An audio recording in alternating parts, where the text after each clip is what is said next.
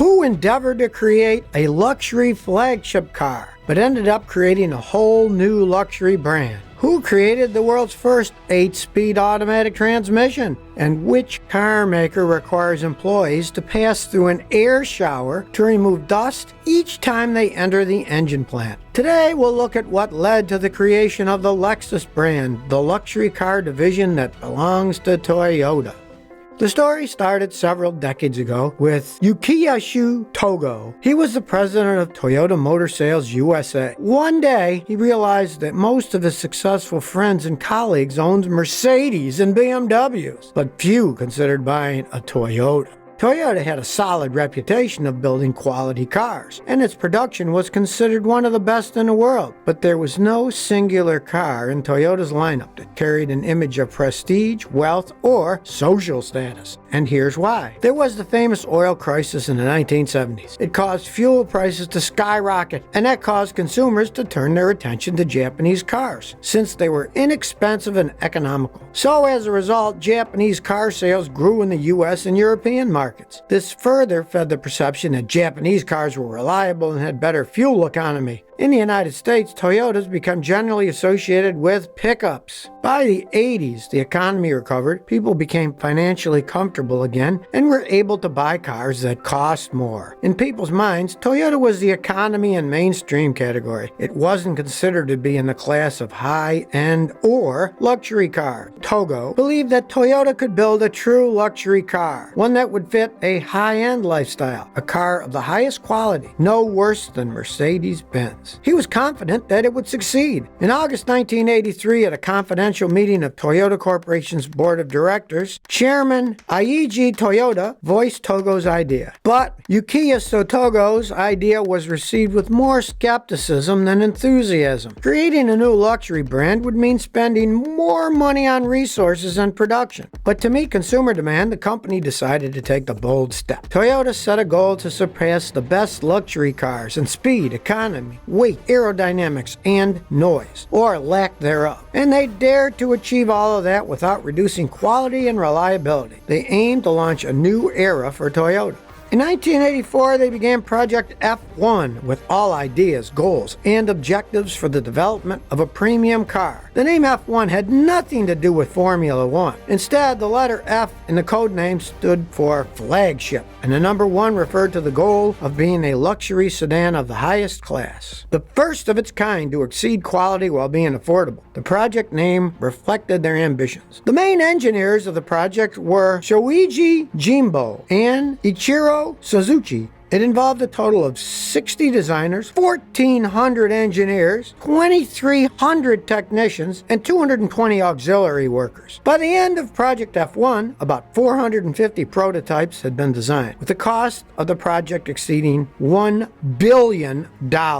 In May 1985, the development of a luxury car prototype was in full swing. Toyota did large-scale research on the luxury car market in the USA. That year, some designers and developers rented a house in Laguna Beach, California, to explore the taste and lifestyle of premium car buyers in the United States. Their studies found that the popular premium cars had lower performance characteristics than expected, scoring just 4th place out of 5. The thing that was most important to consumers was brand prestige and image, high-quality materials, and attractive design. So after this study, the chief engineer, Ichiro Suzuki, knew that 2 criteria he should focus on the most: exceptional performance and a unique, stylish design. But the developers faced an almost impossible task. To achieve one feature of the car meant you had to sacrifice another. For example, to reduce fuel consumption, you need to reduce the weight of the car. But to reduce engine noise, you need more soundproofing material, which adds weight to the car. So now you have a conflict, and you have to find a compromise. And it's a vicious circle. Here's another example. Luxury cars need to be elegant and have aesthetic appeal, but optimizing aerodynamics impacts the overall design of the car. Suzuki was convinced that these conflicts could be resolved without needing to compromise, and he succeeded. For the noise and weight problem, he reasoned reasoned you could eliminate the cause of the noise instead of working to eliminate the consequences of a noisy engine. But to approach it from that angle, he needed to design a completely different engine. Suzuki took advantage of being the chief engineer of the new project. He was able to persuade the chief equipment engineer of Toyota to create one experimental engine according to Suzuki's drawings. The company's leading experts assembled it by hand, and the results were impressive. The engine had lower vibrations and therefore minimal noise, and it had noteworthy fuel economy because of the size. In July 1985, they assembled the first prototype. There were many opinions about the name choice.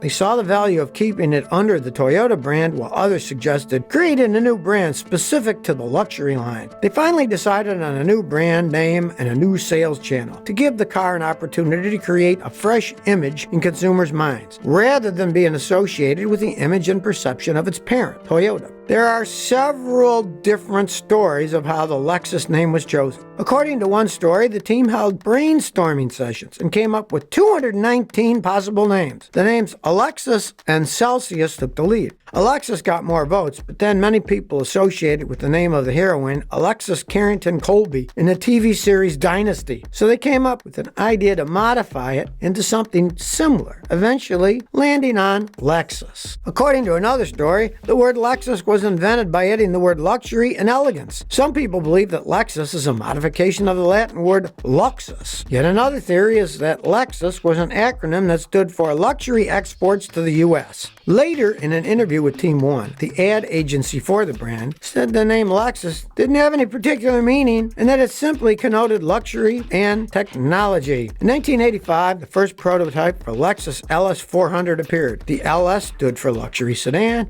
and the 400 stood for its 4-liter engine. If you think that Lexus went in production immediately thereafter, well, that's an overestimation. These incredibly industrious workers spent another 4 years perfecting the creation. In 1986, the LS400 passed road tests in Germany, Canada, and Sweden. It overcame snowdrifts while maneuvering on winding mountain roads. The test results led to the improvement of the steering and suspension system. In May 1987, after 8 different designs were presented, the management team finally approved one body design. And so on January 2nd, 1988, after years of development, Lexus as a brand on a car was introduced at the Los Angeles Auto Show. In January 1989, at the Detroit Motor Show, the world saw the first Lexus models, the LS400 and ES250. ES stood for Executive Sedans, and 250 stood for its 2.5-liter engine. The LS400 received praise for its excellent handling, ergonomic interior, engine performance, build quality, aerodynamics, fuel economy, and cost. Previously, what was thought to be impossible had become possible. The LS400 engine turned out to be unusually quiet, with minimal vibrations. It was a huge milestone for the company. In fact, they took advantage of that as a key marketing message. One of the first Lexus ads showed a stacked pyramid of delicate champagne glasses on the hood of the car. Then the car accelerated quickly and reached the maximum speed of 145 miles an hour. Yet, even at that engine speed, fast gear changes, the engine produced virtually no vibration. The glass pyramid remained intact on the Lexus hood. They didn't slide off or tip over. There wasn't a single spill.